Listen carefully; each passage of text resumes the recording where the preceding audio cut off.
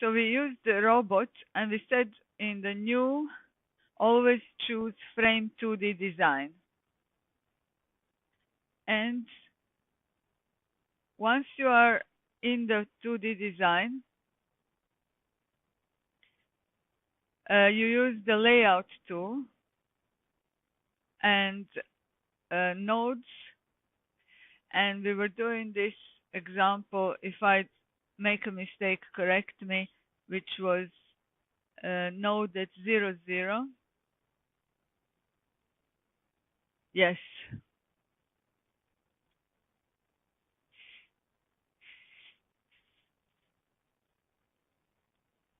Switch is over there at the back if you want to light off.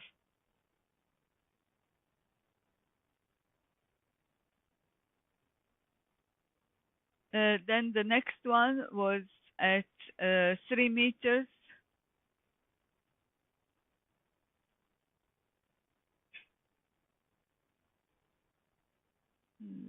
Um,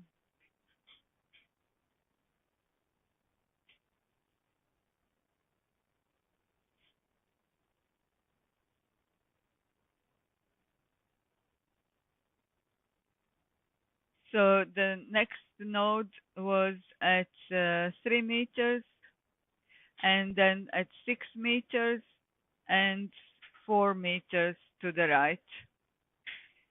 Then we used in layout tool sections materials. We chose a new section and parametric section, thick solid, and make this 300 by 300.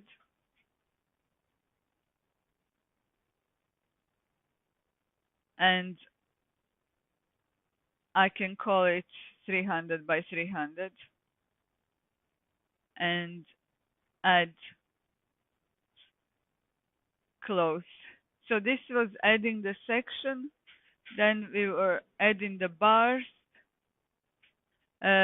For the column, we used column type. The section is 300 by 300 steel section. And we created 2 columns. And then we chose the same section, beam. And we went from 3 to 4 to create the beam. Then in the supports, we had this fixed support. And in the loads, this was probably the main point of confusion. We added the dead load, and the dead load includes just self-weight. And then we changed this live and add. And in the live load, we added, using load definition tool, load on the bar, which is UDL of -15 in the Z direction. And we applied it to the bar beam. And then nodal load, we had 1 point load, which was 20. So it means acting to the right at the top. And we had another load of -45,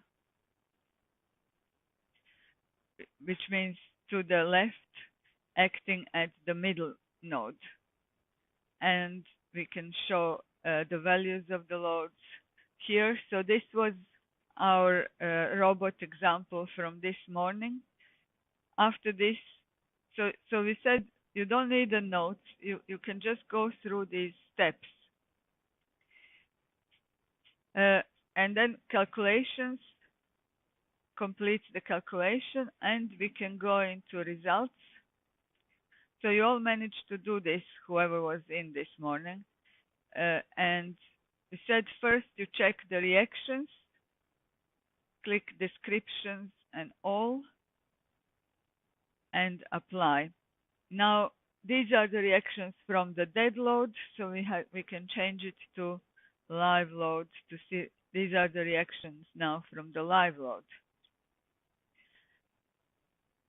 it's horizontal 25, vertical 60, and moment reaction. When you have fixed support, you have also the moment reaction, and it's minus 105. Minus because it's anti-clockwise.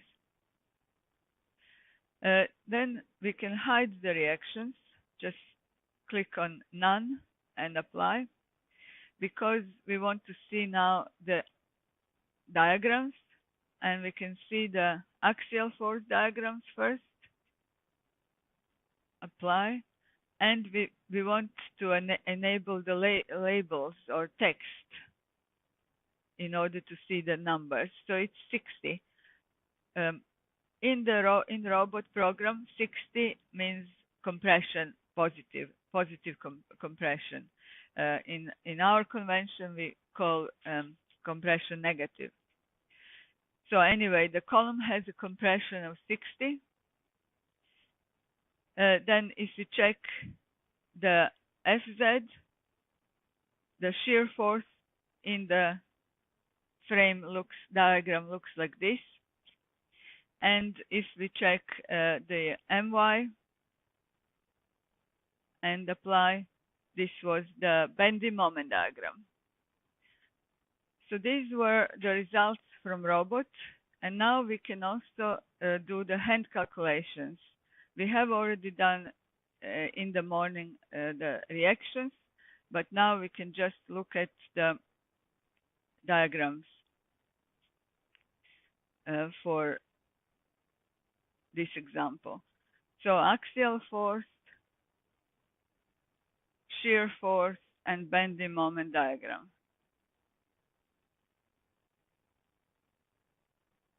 For a frame. And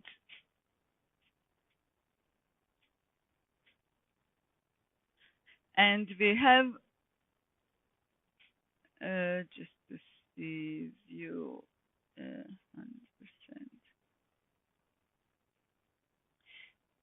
So this is our frame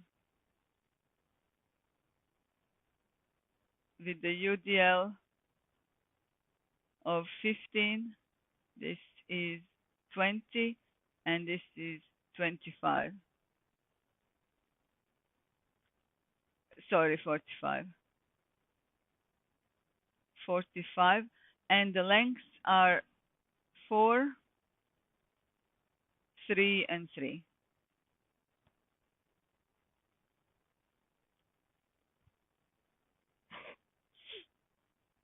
And these were the points A, B, C, D. So now, when we are finding the axial force, shear force, bending moment, let's do first the axial force diagram. For the axial force, we are looking at every point, what is the force, either compression or tension at that point. If you go from point D on this frame, so what is there any horizontal force on the free end side of this frame, so towards the right?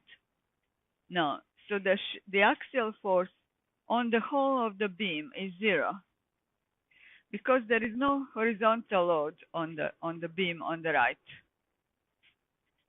We're only looking from the free end. So the principle for this is start from the free end.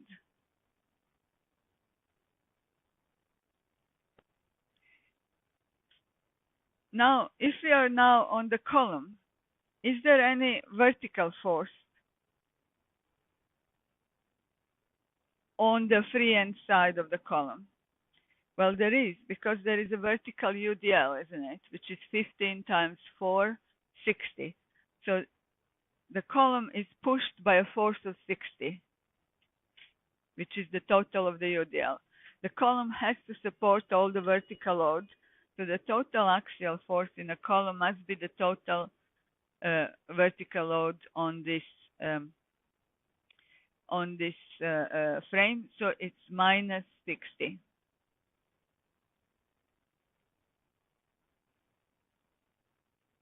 Why? Because that's how much load you have on the beam, isn't it? You have 15 times 4, 60. And all of that load has to go into foundations through your column. So the axial force in the column is negative, so it means compression of 60. Next, we have shear force.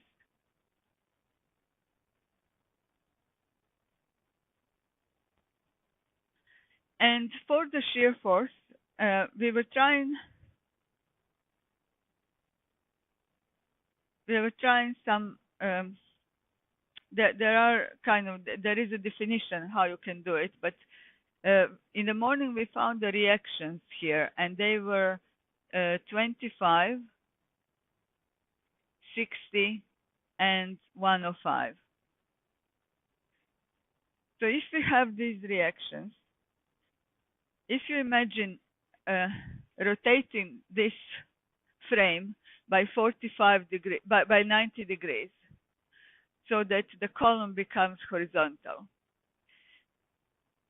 you can plot the shear force diagram just like you did in the on the beam. You have the force of 25 to the right, isn't it? So you move right 25. Then there is no force. You can go constant. Then you have the force of 45 to the left. So you go to the left. So the total is 20. Then there is no force. It stays constant. And then you have the force of 20, so it goes to 0. So this was negative and positive. So if you rotate this, I can't rotate the screen, but you can rotate the paper so that your column becomes a beam, then exactly the same method like we plotted the shear force diagrams for beams you can apply for the frame. Because it's basically, you have here the force of 25, then the force of 25 is down. The force of 25, then the force of 45, and the force of 20. So the shear force is down 25, then up 20, and down. So this is the shear force diagram on the column.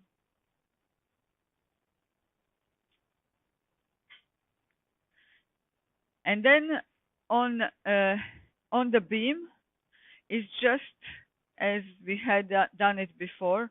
So you have the force of 60 up, and then you have the UDL of 15 times 4. So it drops 60. So the total is 0.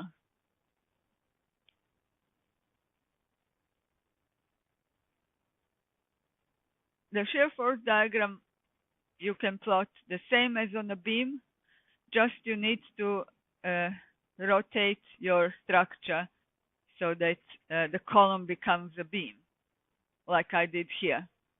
So this ABC I just rotated by 90 degrees. And then it's just this up-down method that you use for beams.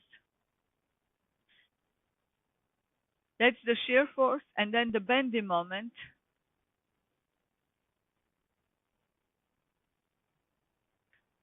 We can find at each point, so at point D, moment at D will be equal to 0.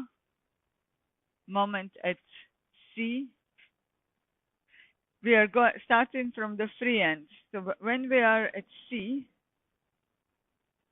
we're only looking on the free end side. So we just have the UDL, which is 15 times 4, and times the distance of 2, which is 120.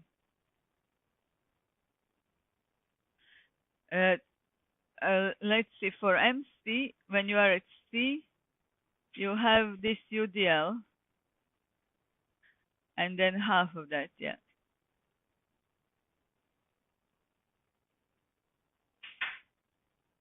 So moment at C is 15 times 4 times 2. Then moment at B will be, again, we have 15 times 4 times 2, because for any point on the column, you will still have the same distance of 2 from the UDL. So the moment is the same. But now you also have to add the horizontal force of 20, and its moment distance to B is 3. So it's plus 20 times 3. Can you see that moment at B is equal to the sum of these two moments?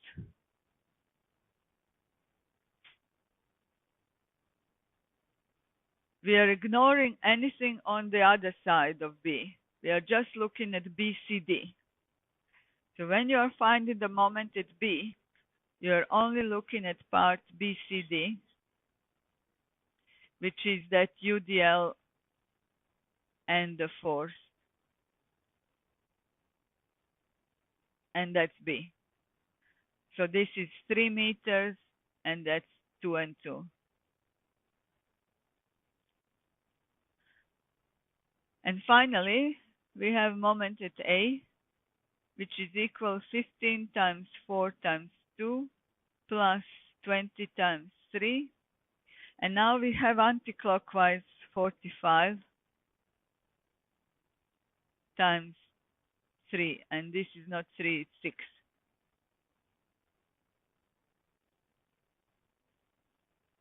And that's equal to 105.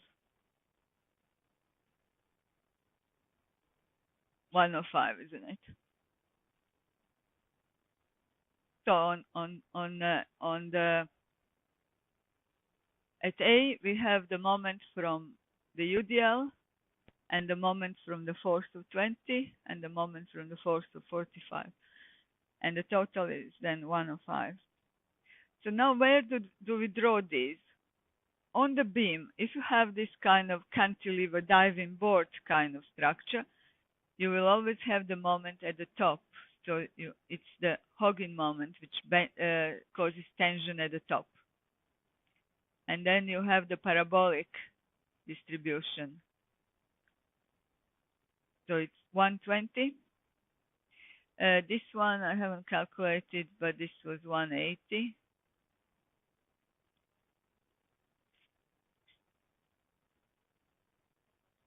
So this is also 120, it's at C, and then here is 180. Why is it 180? Well, you can see that both the force of 20 and the UDL are trying to stretch the left side of the frame.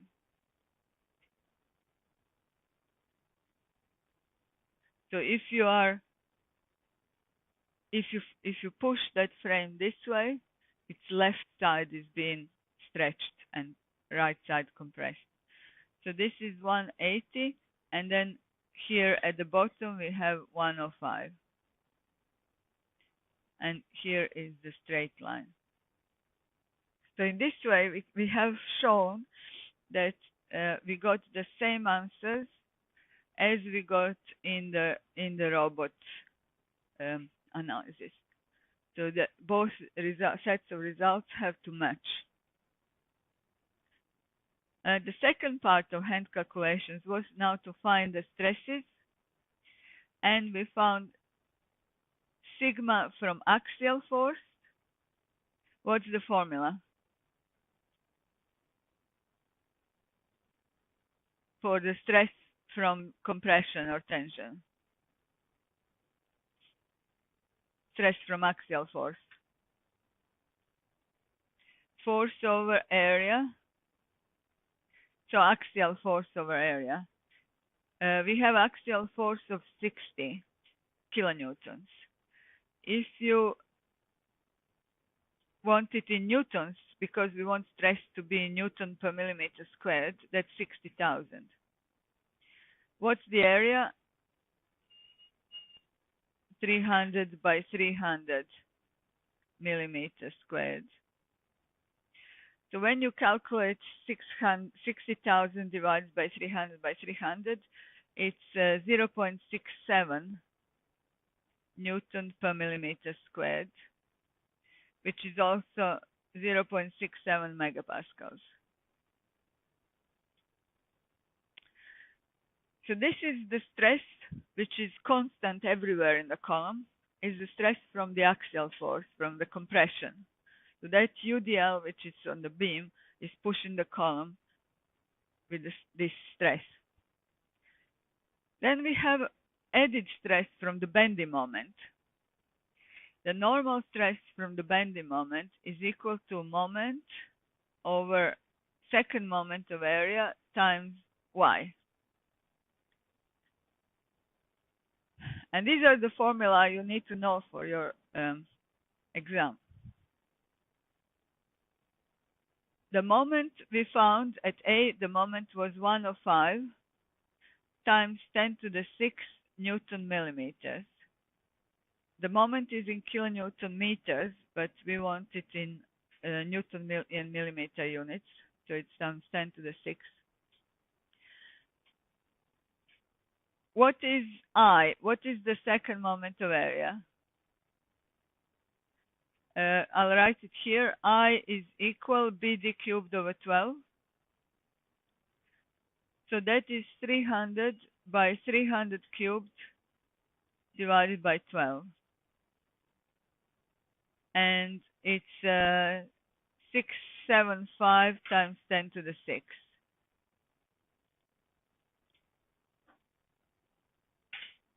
Millimeter to the power of 4. And then we multiply that by y. And how much is y here?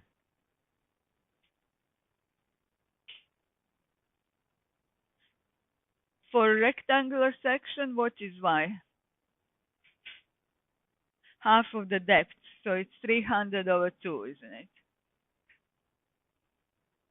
Half of the depth of the section. In the square section, both sides are 300, so it's 300. And when we calculate this, we get the moment from bending to be 23.3, I think.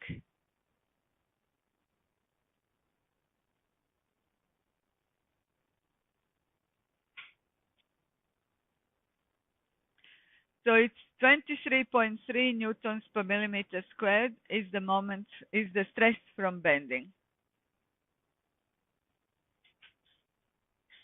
If we want to show it on a diagram, so this is our 300 by 300 millimeter cross section.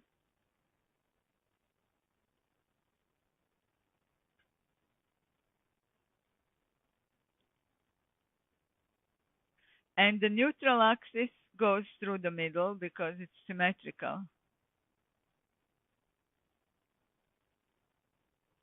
And the axial stress, the normal stress from axial force is constant everywhere, and it's equal to minus 0.67. So it's compression. Minus 0.67 because the force is negative. And the stress from bending moment is 23.3. We have tension at the top. Sorry, we have compression at the top, 23.3. And tension at the bottom, 23.3. So when you apply the bending moment, you're trying to bend the column. You will push one side of it, You have compression on one side and tension on another. The total normal stress in this section will be found when you add these two. So at the neutral, at the top, it will be, here is minus 23. So at the top, it will be minus 24. And at the bottom, it will be, when you subtract 0.67 from 23.3, it's 22.7. And this is the total normal stress in newtons per millimeter squared.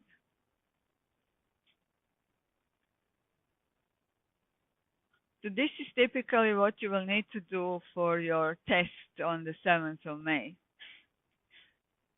You will need to plot the diagrams and find the stresses.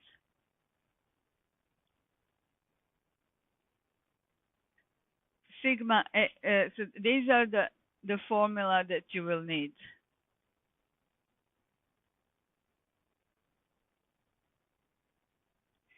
And the last formula is for the shear stress. Tau maximum can be found as 3/2 shear force over area. The shear force at A was 25.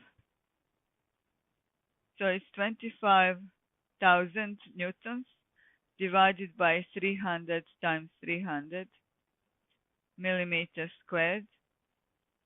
And that is equal to 0.42 newtons per millimeter squared.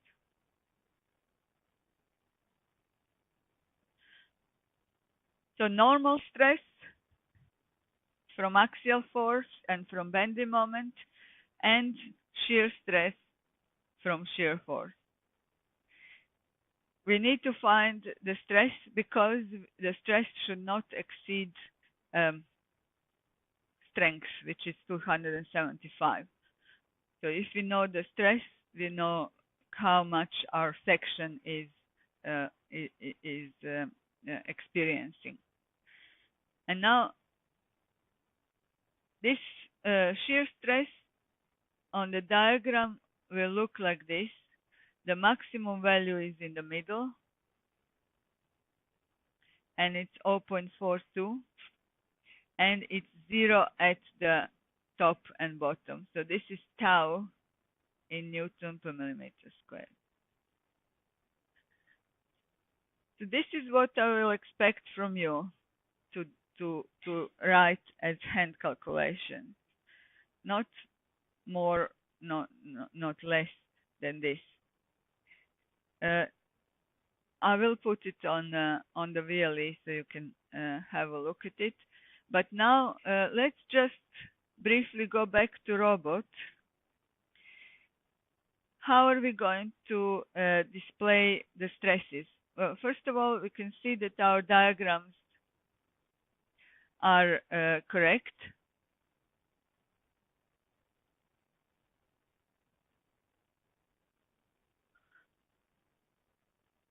Bending moment, shear force, axial force.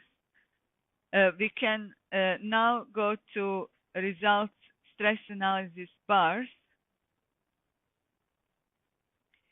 And for bar number 1,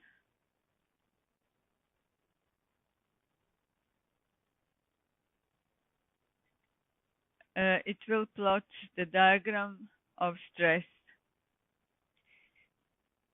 We need just to change to live load, and because we want stress at point A, which is 0 millimeters from the start of the bar, we need to change this to 0 and this to live load, and apply.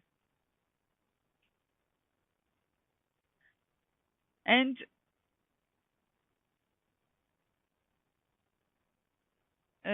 I don't know if you can see, this is 22.7 22.67 and 24.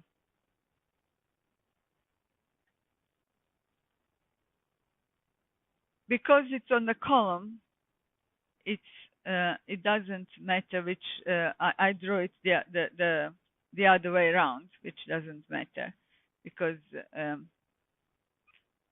one stress is 22.7 and one is 24. And 24 is compression and 22.7 is tension. Yes. So you're looking for this diagram. So you would need to do, when you do your test, you would need to take the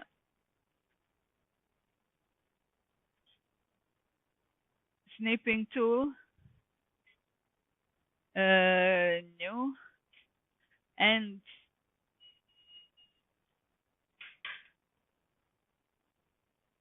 then you can copy this and paste it in your Word document. So this is the normal stress. It tells you here in robot, it's a normal stress. And it tells you that includes axial force, Fx, which is 60, and the moment My, which is 105. The other moment, it doesn't, it's not there because we have a 2D structure. So this is the process, how you would display the normal stress. If you wanted the stress just from the axial force, just from Fx, you can untick the moments and show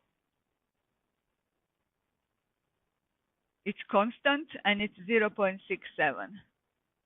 So it's the same as what we found. It's that axial force of 60,000 newtons divided by 300 times 300. So this is the axial stress. Normal stress from axial force. And if you want to show the normal stress from moment, you would stick here, apply, and this is 23.3. So this is the just from the moment, where you have two of the same, two equal stresses at top and bottom. And then if you tick both Fx and moment, you get this final diagram, which you would get the same one by hand calculation. So that's the normal stress. To show the shear stress, you click this button, tau xz, this option, and apply.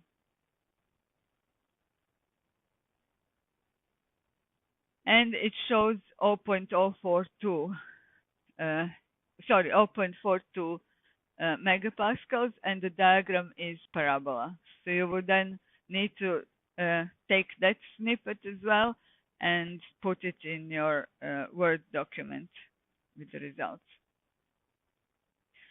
So that is really the example completed that we've done in the morning. The hand calculations,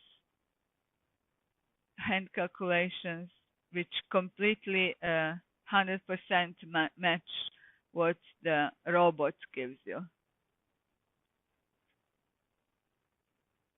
Any questions?